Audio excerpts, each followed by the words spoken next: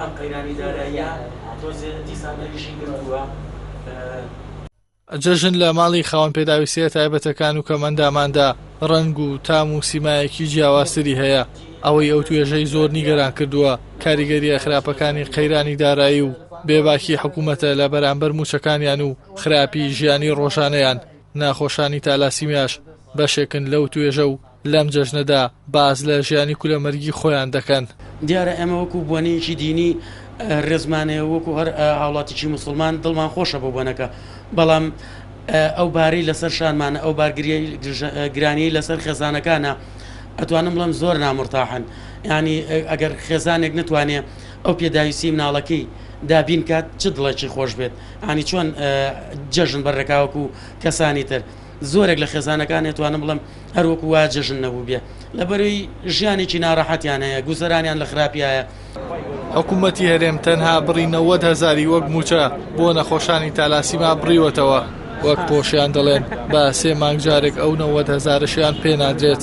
ئەوە شوای کردووە نەخۆشانی تالاسیما بڵێن ئەگەر هاوکاری خێرخوازان نەبوایە دەیان دەتوانی خوانی جەژن ئامادە بکەن.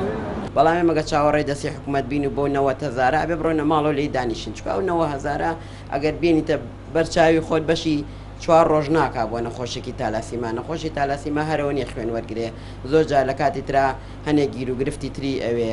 بەڕاستی نەخۆشی تالاسیمیا ئەگەر لەم جەژنەیە کۆمەڵێک هاوکاری بۆ کۆنەکرایەتەوانێ بڕواکە کاسی جەژن نەبوو بیکەنەوانێ.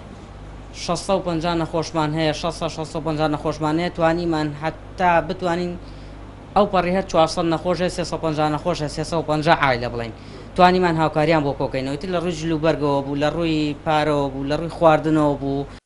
ئەندامانی کۆمەڵی تالاسیمیا دەڵێن لە هەوڵەکانیان بەردەوامن بۆ کۆکردنەوەی کۆمەک، بەڵام ئەوە زۆر نیگەرانیان دەکات کاتێک سەردانی بەشێک لە سەرمایەدار و بەرپرسەکان دەکەن بە شێوەیەکی نەشیاو وەڵامیان دەدەنەوە. لە کەداری نەخۆشانی تالاسیمان نەبێت کە بەو شێوازەی کە هاوکاریمانەکەن.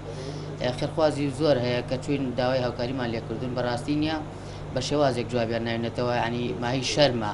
ئێمە حکومت وای لێکردین کە ئاوا بۆ شێوازە ئێمە ڕووبکەینە دەرگای خێرخواز و دەوڵەمەند و سەرمایەدارەکان.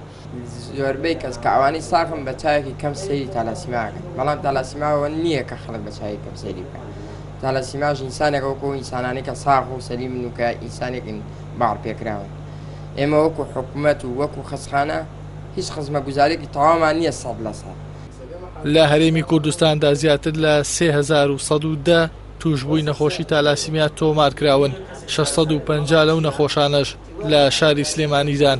هاوکات گرفتی سەرەکی نەخۆشانی تالاسیمیا و زۆرێک لە نەخۆشیە درێژخانەکانی تر ئەوەیە چارەسەرە پزیشکیەکان ناتوانن بنەبڕی نەخۆشیەکەیان بکەن، هەر بۆیە بەردەوام بوونەتە هاوڕێی نەخۆشخانە و خوێن و دەرزی و دەرمان تا وەک کەسێکی ئاسایی بتوانن ژیانی ڕۆژانەیان بڕێ بکەن.